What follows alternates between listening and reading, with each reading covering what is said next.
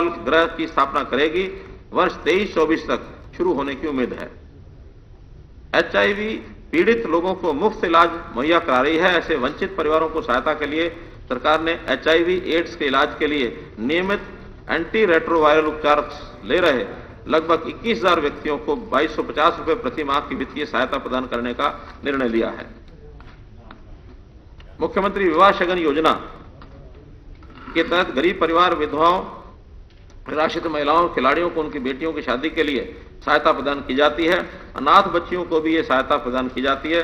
सरकार का सक्षम अधिकारी के समक्ष विवाह के पंजीकरण पीपी डाटा के आधार पर प्रत्यक्ष लाभ हस्तांतरण के माध्यम से स्वतः सहायता उपलब्ध कराने की योजना को प्रोएक्टिव मोड पर लागू करने का प्रस्ताव है, ताकि अब किसी को अप्लाई ना करना पड़े, बल्कि परिवार पहचान पत्र में ही जो उसकी मान्यता योग्यता है उसको अपने आप ही वो सहायता मिले। डॉक्टर अंबेडकर मेधावी छात्र योजना के तहत 8,000 रुपए से 12,000 रुपए प्रति वर्ष छात्रवृत्ति प्रदान की जाती है। इस योजना को 21-22 में 4 लाख रुपए तक आय सीमा के साथ समाज के सभी वर्गों के लिए बढ़ाया जाएगा। मैं वित्तीय वर्ष 22-23 के बजट में सामाजिक सशक्तिकरण क्षेत्र के लिए 10,229.93 करोड़ रुपए आवंटित करने का प्रस्ताव करता हूं, जो चालू वित्त वर्ष के बजट अनुमान का 22.47% की ये वृद्धि है। सभी के लिए आवास, हाउसिंग फॉर ऑल। प्रधानमंत्री आवास योजना के तहत कुल 30,789 मकानों के लक्ष्य के मुकाबले 21,551 मकानों को मंजूरी प्रदान की गई। 20,659 मकान बनाए जा चुके हैं। शहर सरकार की वर्ष 22-23 के दौरान प्रधानमंत्री आवास योजना और शहरी के घटक की भागीदारी से किफायती आवास के तहत 20,000 मकानों के निर्माण की योजना है। जिन लोगों की 1,80,000 रुपए प्रति वर्ष से कम है, परिवार पहचान पत्र डाटा के आधार पर उनके पास आवासीय इकाई नहीं है, इसका सर्वेक्षण शुरू किया गया है। इस सर्वेक्षण से ऐसे लोगों का पता लगेगा जिन्हें सभी के लिए आवास योजना के तहत मकान के लिए सरकार द्वारा सहायता की आवश्यकता होगी। मुझे उम्मीद है कि ऐसे सभी लोग जिन्हें सहायता की आवश्यकता होगी की संख्या उपलब्ध होने के बाद वर्ष 22-23 में कार्य योजना तैयार कर ली जाएगी और सभी को मकान उपलब्ध कराए जाएंगे। 383 करोड़ रुपए आवंटित करने का प्रस्ताव करता हूं, जो चालू वित्त वर्ष संशोधन अनुमान से 104% अधिक है। खाद्य आपूर्ति, नागरिक आपूर्ति। पात्र परिवारों को आवश्यक वस्तुओं का वितरण प्रत्येक उचित मूल्य की दुकान पर स्थापित ईपीओएस उपकरणों के माध्यम से किया जा रहा है। सरकार ने डाटाबेस के माध्यम से सार्वजनिक वितरण प्रणाली को लागू करने का निर्णय लिया है। एकीकरण प्रक्रिया पूरी कर ली गई है। परिणाम स्वरूप निर्देश श्रेणी के पात्र लाभार्थियों को राशन कार्ड स्वतः और सक्रिय रूप से उपलब्ध होंगे। पीपी के माध्यम से ऐसे लगभग 4 लाख परिवारों की पहचान की गई है जो पात्र हैं, परंतु उनके पास बीपीएल या ओपीएच कार्ड अभी नहीं है। ऐसे परिवारों को पीडीएस के तहत पात्र लाभार्थियों की सूची में शामिल करने के लिए उनसे संपर्क करेगी। गरीबी रेखा से नीचे जीवन यापन करने वाले बीपीएल परिवारों के लोगों को अपना अधिकार पाने के लिए वर्षों अब इंतजार नहीं करना पड़ेगा। ऑटोमेटिकली उनको अब बीपीएल के आधार के ऊपर राशन मिलेगा। एक राष्ट्र एक राशन कार्ड योजना के तहत अन्य राज्यों के लाभार्थी अपना राशन कार्ड हरियाणा से कहीं भी लाभार्थी दूसरे राज्यों से ले सकते हैं। एक राष्ट्र एक राशन कार्ड के तहत दिसंबर 2021 में लेनदेन के 23,542 मामले हुए। इस दिशा में हरियाणा देश में दूसरा स्थान पर रहा। खेल और युवा मामले। अत्यंत गर्व की बात है कि हमारा हरियाणा खिलाड़ियों की धरा है। मैं खेल क्षेत्र में उत्कृष्ट उपलब्धियां हासिल करने वाले अपने खिलाड़ियों का अभिवादन करता हूं। अंतर्राष्ट्रीय प्रतियोगिताओं में भारत द्वारा प्राप्त पदकों में से 1/3 पदक हरियाणा के खिलाड़ियों द्वारा जीते गए हैं। हरियाणा के पैरालंपिक खिलाड़ियों ने भी अंतर्राष्ट्रीय स्पर्धाओं में देश का नाम रोशन किया है।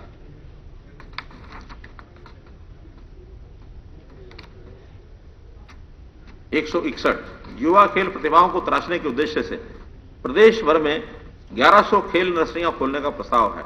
इनमें से 500 नर्सरियां सरकार द्वारा चलाई जाएंगी और 600 नर्सरियां सार्वजनिक क्षेत्र के उपक्रमों, निजी शिक्षण संस्थानों और निजी कोचिंग सेंटरों का आवंटित की जाएंगी। मुझे आशा है कि इन नर्सरियों से प्रतिस्पर्धाओं में भाग लेने के इच्छुक लगभग 25,000 युवा ये लाभान्वित होंगे। मैं इस सम्मानित सदस्यों को अवगत कराना चाहता हूं कि भारत सरकार ने हरियाणा को खेलो इंडिया यूथ गेम्स की मेजबानी का अवसर प्रदान किया है। इस प्रतिष्ठित प्रतियोगिता में देश भर से लगभग 8500 खिलाड़ी 25 खेल श्रेणियों में अपनी प्रतिभा का प्रदर्शन करेंगे। खेलो इंडिया यूथ गेम पर लगभग 250 करोड़ रुपए खर्च होंगे, जिनमें खेल के बुनियादी ढांचे के विकास का खर्च भी शामिल है। इसमें 205 करोड़ रुपए की राशि राज्य सरकार द्वारा वहन की जाएगी, शेष राशि भारत सरकार द्वारा वहन की जाएगी। खेल अकादमी के तहत हरियाणा साहसिक खेल अकादमी के तहत Milkha Singh adventure sports club के माध्यम से सरकार साहसिक गतिविधियों में युवा उद्यमियों को बढ़ावा देने के लिए निरंतर प्रयासरत है। मैं वित्त वर्ष 22-23 के बजट में खेल युवा मामलों के क्षेत्र के लिए 540 करोड़ रुपए का आवंटन करता हूं, जो कि चालू वित्त वर्ष के अनुमानों के तुलना में 37.2% की वृद्धि है। सैनिक अर्धसैनिक, वर्तमान में अर्धसैनिक बलों में सेवा देने वाले कर्मी पूर्व सैनिकों की भांति सरकारी योजनाओं का लाभ पाने में असमर्थ हैं। इसका एक कारण राज्य में पूर्व अर्धसैनिक बलों के एकीकृत ढंग से उपलब्ध आंकड़ों की कमी है। सरकार राज्य में सभी पूर्व अर्धसैनिक बलों को पंजीकृत करने की योजना है, ताकि इन्हें पूर्व सैनिकों को समान लाभ दिया जा सके। वर्ष 2022-23 के बजट में सैनिक और अर्धसैनिक क्षेत्र के लिए 136.9 करोड़ रुपए का आवंटन करता हूं। विकास, सक्षम और अवसंरचना विकास, औद्योगिक विकास। हरियाणा उद्योग और वाणिज्य में अग्रणी रहा है। सरकार ने गत वर्ष हरियाणा उद्यम रोजगार नीति लागू की है। मुझे सदन को अवगत कराते हुए प्रसन्नता हो रही है कि गत वर्ष सरकार ने 21,800 करोड़ रुपए से अधिक के नए निवेश प्रस्तावों को स्वीकृति दी है, जो दर्शाता है कि हरियाणा देश में प्रमुख निवेश गंतव्य के रूप में उभरा है। HSIDC पिछले 2 दशकों से राज्य के औद्योगिक विकास में अग्रणी रहा है। HSIDC द्वारा स्थापित IMT राज्य में औद्योगिक निवेश आकर्षित करने के केंद्र हैं। IMT में बुनियादी ढांचे के सुधार और उन्नयन के लिए HSIDC द्वारा 1,000 करोड़ रुपए राशि अलग से रखी जाएगी। आने वाला समय डिजिटल तकनीक का है। डिजिटल प्रौद्योगिकी के माध्यम से हुई प्रगति का लाभ उठाने के लिए देश में इलेक्ट्रॉनिक निर्माण सुविधाओं को बढ़ावा देने की जरूरत है। मुझे इस गरिमामय सदन को बताते हुए बड़ी खुशी हो रही है कि भारत सरकार ने औद्योगिक मॉडल टाउनशिप सोहना में एक इलेक्ट्रॉनिक विनिर्माण क्लस्टर की स्थापना को मंजूरी दी है, जिसकी परियोजना लागत 662 करोड़ रुपए है। एडवांस रोबोटिक्स और नैनो प्रौद्योगिकी सहित इलेक्ट्रॉनिक्स निर्माण को और बढ़ावा देने के लिए सरकार हरियाणा उद्यमिता और रोजगार नीति 2020 की तर्ज पर एक क्षेत्रीय प्रोत्साहन नीति ये लाएगी। स्वच्छ ईंधन की दिशा में उद्योगों को परिवर्तन लागत के लिए भी बुनियादी ढांचे में निवेश की आवश्यकता है। NCR में स्थित MSME क्षेत्र के उद्योगों की सहायता प्रदान करने के लिए MSME को उनके बॉयलरों को कोयला और डीजल से स्वच्छ ईंधन में बदलने के लिए पूंजीगत व्यय के 30% की सीमा तक अधिकतम 15 लाख रुपए की अनुदान सहायता प्रदान की जाएगी। इससे ये उद्योग अनुपालन की दिशा में आगे बढ़ सकेंगे और स्वच्छ पर्यावरण के प्रति अपने दायित्वों को पूरा कर सकेंगे। औद्योगिक निर्यात को बढ़ावा देने के लिए और निर्यातकों की मांगों पर सरकार औद्योगिक निर्यात के लिए माल ढुलाई सब्सिडी प्रदान करेगी।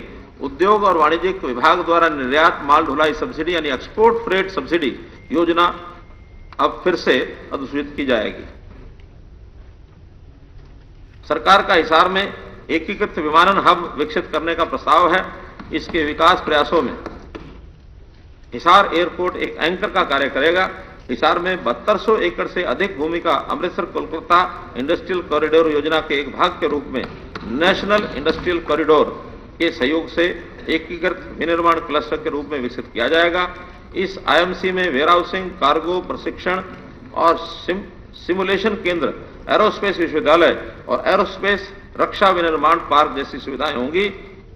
सरकार ने औद्योगिक विकास के लिए नए क्षेत्रों में हरियाणा को एक निवेश गंतव्य के रूप में बढ़ावा देने के लिए इलेक्ट्रॉनिक वाहन नीति EV पॉलिसी और एरोस्पेस एवं रक्षा विनिर्माण नीति भी तैयार की है। इन नीतियों को बहुत जल्दी अधिसूचित किया जाएगा। उद्योग को और गति प्रदान करने के लिए प्रदेश भर में संतुलित विकास को प्रोत्साहित करने के लिए हरियाणा सरकार ने programme to accelerate development for MSME यानी पद्मा योजना की शुरुआत की है। 5 वर्ष की अवधि में प्रत्येक खंड में चिन्हित उत्पाद के लिए एक MSME सक्षम पारिस्थितिकी तंत्र विकसित किया जाएगा। राज्य के प्रत्येक खंड में स्थानीय रूप से उपलब्ध संसाधनों, मौजूदा सूक्ष्म उद्यम पारिस्थितिकी तंत्र, जनसांख्यिकी रूपरेखा और विकास क्षमता के आधार पर एक उत्पाद की पहचान की गई है। मुझे बताते हुए खुशी हो रही है कि भारत सरकार के क्लस्टर विकास कार्यक्रम के तहत 13 MSC CDP क्लस्टर की पहचान की गई है, जिसमें से 3 क्लस्टर शुरू हो गए हैं और 4 क्लस्टर आंशिक रूप से चालू हैं। इससे राज्य के युवाओं के लिए रोजगार के नए अवसर पैदा होंगे। स्थानीय उद्यमों, विशेष रूप से स्वयं सहायता समूह और किसान उत्पादक संगठन द्वारा संचालित उद्यमों को प्रोत्साहित करने और स्थानीय हस्तशिल्प को बढ़ावा देने के लिए हर जिले में जिला व्यापार मेले वर्ष में एक बार आयोजित किए जाएंगे। मैं 22-23 के बजट में उद्योग क्षेत्र के लिए 598 करोड़ रुपए का आवंटन करता हूं, जो कि चालू वर्ष के संशोधित अनुमानों की तुलना में 31.1% की वृद्धि है।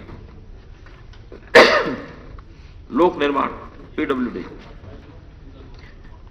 माननीय अध्यक्ष महोदय, सड़क और रेल अवरचना एक राष्ट्र की रीढ़ होती है, इसके आर्थिक विकास के संचालक शक्ति हैं। वर्ष 2021-22 के दौरान 130 किलोमीटर लंबी नई सड़कों का निर्माण किया गया। वर्ष 22-23 के दौरान 300 किलोमीटर नई सड़कों का निर्माण और 6000 किलोमीटर सड़कों का सुधारीकरण का प्रस्ताव करता हूं। सरकार ने चिन्हित स्थलों पर भीड़ कम करने के लिए 12 नए बाईपास निर्माण को मंजूरी दी है। प्रधानमंत्री ग्राम सड़क योजना के तीसरे चरण के तहत राज्य में सड़कों को चौड़ा करने और सुदृढ़ीकरण के लिए भारत सरकार द्वारा आवंटित 2500 किलोमीटर सड़कों में से पिछले 2 वर्षों में 1443 किलोमीटर सड़कों का निर्माण पूरा कर लिया गया है। वर्ष 22-23 में सरकार का प्रयास 6 सड़कों को पूरा करने के लिए रहेगा। सड़कों के सुदृढ़ीकरण और रखरखाव के लिए पर्याप्त बजट प्रावधान सुनिश्चित करने के लिए मैं लोक निर्माण विभाग के बजट का 50% सड़कों के सुदृढ़ीकरण और रखरखाव के लिए निर्धारित करने का प्रस्ताव करता हूं।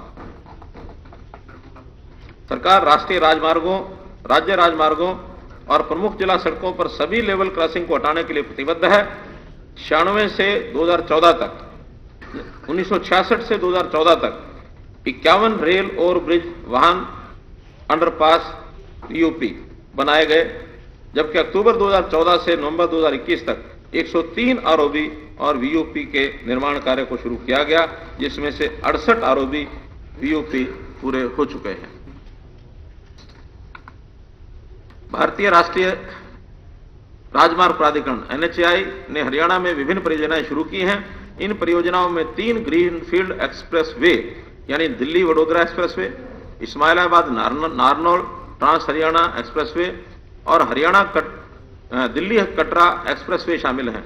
अन्य चल रही परियोजनाओं में गोहाना सोनीपत सड़क को 4 लेन, नारनौल बाईपास को 6 लेन, रेवाड़ी नारनौल राजस्थान सीमा सड़क को 4 लेन, पानीपत दिल्ली सड़क को 8 लेन, रेवाड़ी बाईपास को 4 लेन, सोनीपत मेरठ सड़क UP सीमा तक 4 लेन, नई 4 लेन जींद गोहाना सड़क, गुरुग्राम पटौती रेवाड़ी सड़क को 4 लेन, साहस से शाहबाद को 4 लेन, मंडी डवाली से चौटाला सड़क को 6 लेन करना शामिल है। अंबाला और भिवानी शहरों के लिए रिंग रोड तथा हिसार, करनाल, कुरुक्षेत्र और जींद शहरों के लिए बाईपास के प्रस्ताव पहले ही भारत सरकार को भेजे जा चुके हैं। मैं वित्त वर्ष 22-23 के बजट में सड़क और रेल इंफ्रास्ट्रक्चर क्षेत्रों के लिए 4752.02 करोड़ रुपए का आवंटन करता हूं, जो वर्ष 21-22 के बजट अनुमानों की तुलना में 59.2% की वृद्धि है। सिंचाई और जल संसाधन, जल संरक्षण की मांग प्रबंधन, वेस्ट वाटर रिसाइकलिंग 3 मुख्य सिद्धांत हैं, जिनका उल्लेख मेरे पिछले बजट में घोषित की गई द्विवार्षिक जल प्रबंधन योजना में है। मुझे बताते हुए खुशी हो रही है कि हम इन तीनों मोर्चों पर आगे बढ़ रहे हैं।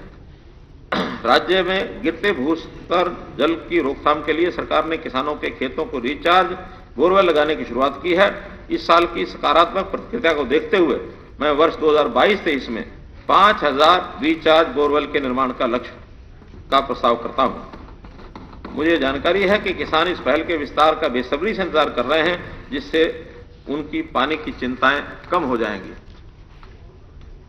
सरकार अटल भूजल योजना को सफलतापूर्वक क्रियान्वित कर रही है।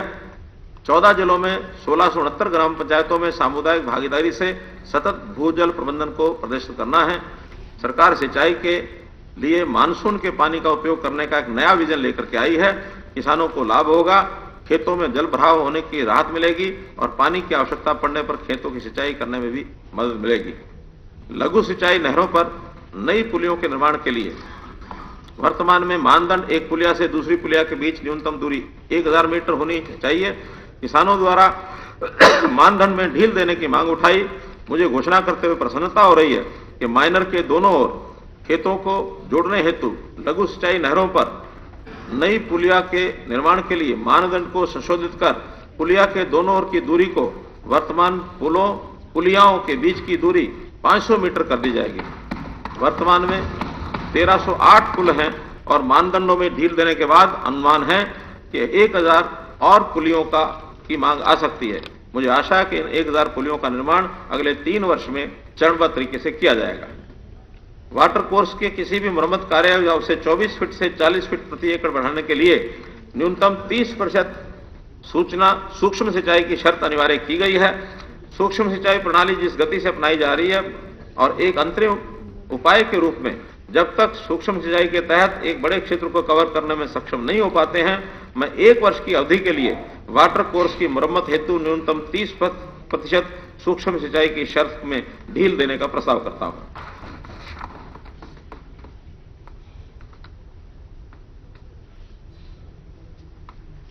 हरियाणा सरकार जलापूर्ति में सुधार के लिए यमुना नदी की सहायक नदियों रेणुका, केसाऊ, लखवाड़, व्यासी अपस्ट्रीम स्टोरेज बांधों के निर्माण के लिए निरंतर प्रयास कर रही है। भारत के माननीय प्रधानमंत्री ने पिछले वर्ष दिसंबर में रेणुका बांध के निर्माण की आधारशिला रखी थी। सरस्वती नदी के पुनः प्रवर्तन के लिए 224 हेक्टेयर मीटर की भंडारण क्षमता के आदि बद्री बांध के निर्माण के लिए 21/1/22 को हिमाचल प्रदेश सरकार के साथ समझौता पर हस्ताक्षर किए गए हैं। पहले ही 388 करोड़ रुपए की लागत से सरकार ने इस परियोजना को मंजूरी प्रदान कर दी है। मैं वित्त वर्ष 22-23 के लिए बजट में सिंचाई और जल संसाधन क्षेत्रों के लिए 6136 करोड़ रुपए का आवंटन करता हूं, जो कि चालू वर्ष के संशोधित अनुमानों की तुलना में 51% की वृद्धि है। जन स्वास्थ्य अभियांत्रिकी। हरियाणा सरकार ने भारत सरकार के जल जीवन मिशन को सफलतापूर्वक लागू किया है और 19 जिलों में घरों में पाइप से जलापूर्ति का कार्य पूरा हो चुका है। मुझे उम्मीद है कि शेष 3 जिले जींद, पलवल और नूंह में भी ये कार्य बहुत जल्दी पूरा हो जाएगा। इससे हम 2024 की निर्धारित समय सीमा से 2 वर्ष पूर्व ही हर पात्र घर में पाइप से जलापूर्ति का वादा पूरा करने में सक्षम होंगे। सरकार ने पेयजल आपूर्ति में वृद्धि, सीवरेज प्रणाली और सीवरेज उपचार संयंत्रों की स्थापना के लिए महाग्राम योजना शुरू की है। इस कार्यक्रम के तहत 132 गांवों की पहचान की गई है। मैं वित्त वर्ष 2022-23 के लिए बजट में जन स्वास्थ्य अभियांत्रिकी के लिए 4554 करोड़ रुपए का आवंटन करता हूं, जो कि चालू वित्त वर्ष के बजट अनुमानों की तुलना में 33.9% की वृद्धि है। बिजली। प्रदेशवासियों को 24 घंटे बिजली आपूर्ति करने का ग्रामीण क्षेत्रों में बिजली आपूर्ति के सुधार का लक्ष्य प्राप्त करने के लिए वर्ष 2015 में म्हारा गांव जगमग गांव योजना शुरू की थी।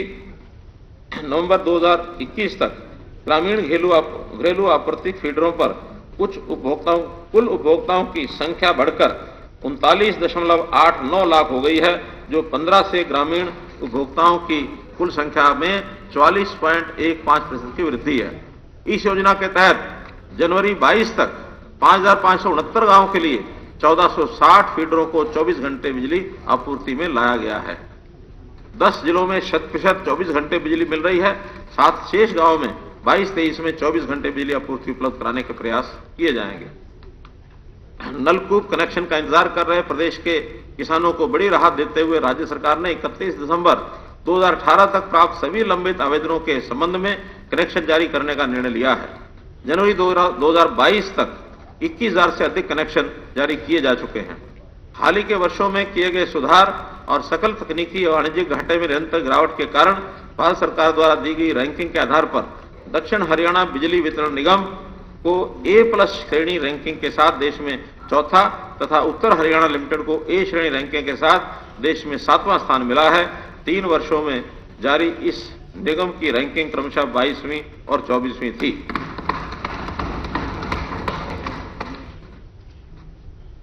मुझे बताते हुए खुशी हो रही कि सरकार द्वारा किए गए प्रयासों के फलस्वरूप हरियाणा बिजली निगम ने पिछले 3 वर्षों के दौरान वित्तीय कारोबार में सराहनीय उपलब्धि की है। वित्त वर्ष 18-19 के दौरान 688 करोड़ रुपए, 19-20 के दौरान 641 करोड़ रुपए और वित्त वर्ष 20-21 के दौरान 279 करोड़ रुपए का लाभ अर्जित किया है। औद्योगिक विकास के लिए बिजली आवश्यक है। कुछ वर्षों में हरियाणा बिजली निगमों द्वारा उठाए गए प्रगतिशील किसान कदमों में बिजली की उपलब्धता सुनिश्चित हुई है।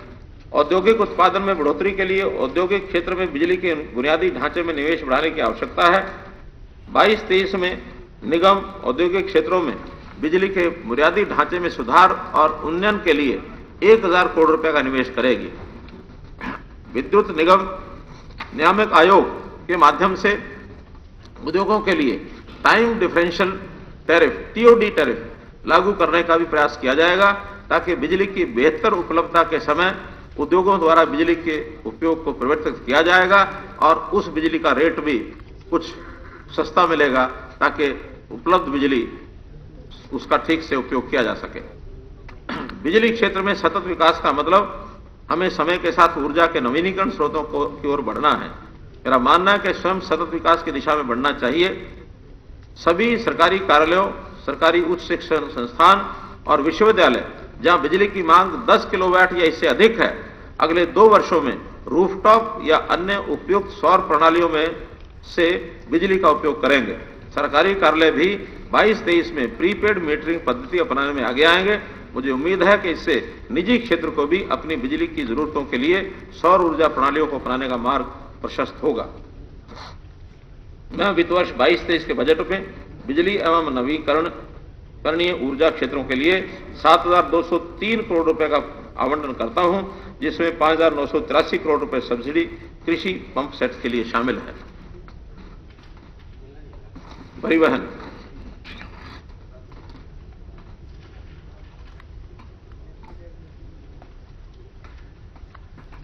हरियाणा राज्य परिवहन ने 21-22 में 809 साधारण बसें खरीदी, जो कार्यशालाओं में तैयार की जा रही हैं।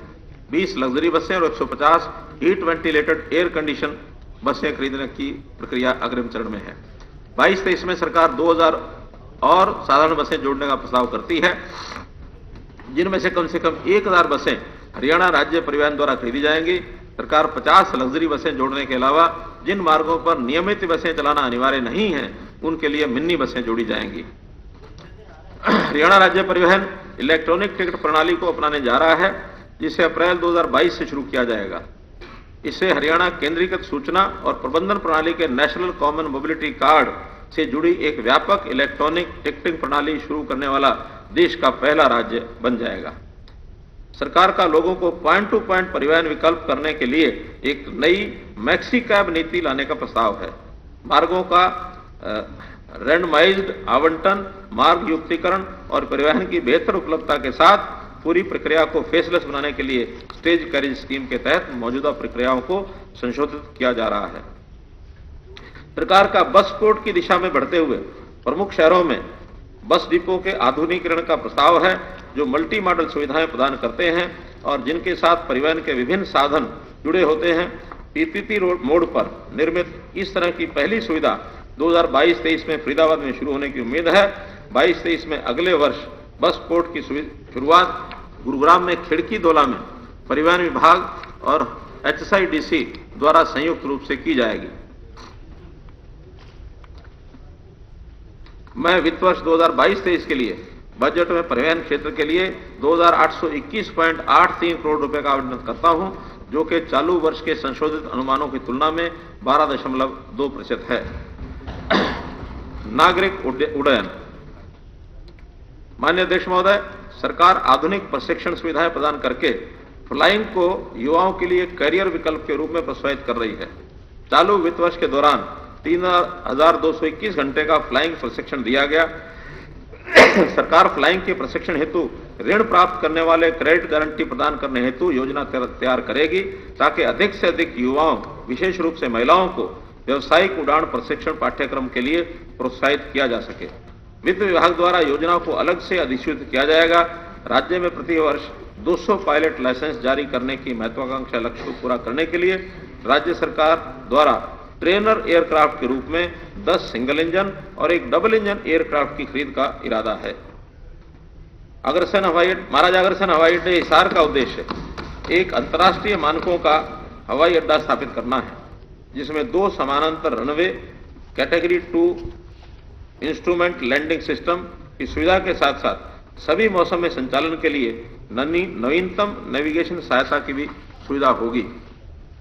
माननीय प्रधानमंत्री के उड़े देश आम नागरिक के साथ अर्थात उड़ान योजना के माध्यम से आम आदमी की उड़ान की आकांक्षाओं को पूरा करने के विजन के अनुरूप सरकार ने करनाल और भिवानी हवाई अड्डों को विकसित करने की योजना बनाई है, जिसके तहत रनवे की लंबाई को 3000 फुट से बढ़ाकर 5000 फुट तक किया जाएगा।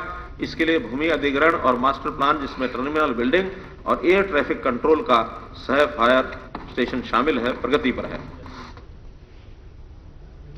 मैं वित्त वर्ष 2022-23 के लिए एक चीज और मैं 228 का उल्लेख करना चाहूंगा। गुरुग्राम में एक हेलीपोर्ट सुविधा विकसित करने के लिए नागरिक उड्डयन मंत्रालय के साथ कार्य कर रही है। हेलीपोर्ट ने न केवल राष्ट्रीय राजधानी क्षेत्र में हेलीकॉप्टर कनेक्टिविटी की मांग को पूरा करेगा, बल्कि केंद्र सरकार की हेलीकॉप्टर आपातकालीन प्रबंधन योजना के प्रावधानों के तहत चिकित्सा आपात स्थिति में भी सहायक सिद्ध होगा। मैं वित्त वर्ष 22-23 के बजट में नागरिक उड्डयन क्षेत्र के लिए 886.37 करोड़ रुपए का आवंटन करता हूं, जो कि चालू वर्ष के बजट अनुमान की तुलना में 380% की वृद्धि है। नगर एवं ग्राम आयोजना। अध्यक्ष महोदय, राज्य में जबरन भूमि अधिग्रहण के पुराने इतिहास ने किसानों के साथ बीच कई तरह के विवाद और निराशा पैदा की है। हमारी सरकार ये मानती है कि विकास के लिए जबरन भूमि ग्रहण किसानों और भूमि मालिकों के हित में नहीं है। इसलिए विकास के लिए आवश्यक भूमि की खरीद हेतु सहमति आधारित नीतियां बनाई हैं।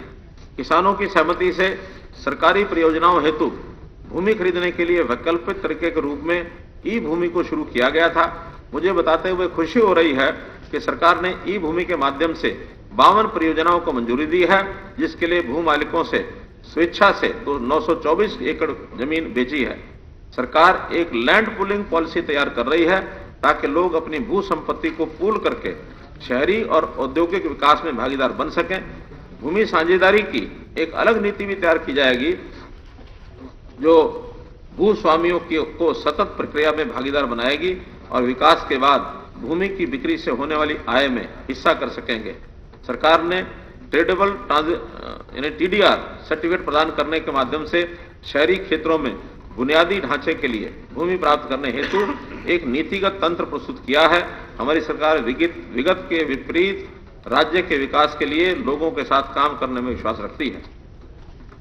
पिछले बजट में विवादों का समाधान योजना की घोषणा की थी। लंबे समय से बकाया बाह्य विकास शुल्क यानी EDC की वसूली में सुधार के लिए इस योजना को नवंबर 2021 में पुनः तैयार किया गया है। रियल एस्टेट क्षेत्र की मांग पर मैं इसे और 6 महीने के लिए बढ़ाने का प्रस्ताव करता हूं। मुझे उम्मीद है कि इस विस्तार से रियल एस्टेट क्षेत्र को EDC के कारण से अपने डिफॉल्ट को खत्म करने में मदद मिलेगी और कोविड के बाद की अवधि में आगे बढ़ेंगे। किफायती आवास नीति समाज के मध्यम निम्न आय वर्ग के लिए वरदान है। मध्यम और निम्न आय वर्ग के परिवारों के लिए आवास सुविधा सृजित करने की इस अभिनव योजना के तहत सरकार ने 1,22,260 परिवारों को आवास उपलब्ध करवाने के लिए 142 परियोजनाओं को मंजूरी दी है। फरवरी 2022 तक 33,000 से अधिक फ्लैट सफलतापूर्वक दिए जा चुके हैं। बहुमंजिला निर्माणों में वृद्धि होने से अपार्टमेंट भवनों की संरचनात्मक सुरक्षा से संबंधित मुद्दे सामने आए हैं। हरियाणा रियल एस्टेट नियामक प्राधिकरण ने त्वरित संज्ञान लेकर ऑक्यूपेशन सर्टिफिकेट जारी करने तक के मामले के लिए ऐसी इमारतों की स्ट्रक्चरल सेफ्टी ऑडिट के लिए नियम तैयार किए हैं। ऑक्यूपेशन सर्टिफिकेट जारी होने के बाद पीरियोडिक स्ट्रक्चरल ऑडिट के लिए समान प्रावधान करने हेतु हरियाणा बिल्डिंग कोड में संशोधन किया जाएगा, ताकि नगर निगम अधिनियम और हरियाणा नगर पालिका अधिनियम के प्रावधानों के तहत इसी तरह के उप नियम जारी किए जाएंगे। शहरी विकास यानी HSVP की ने ई नीलामी के माध्यम से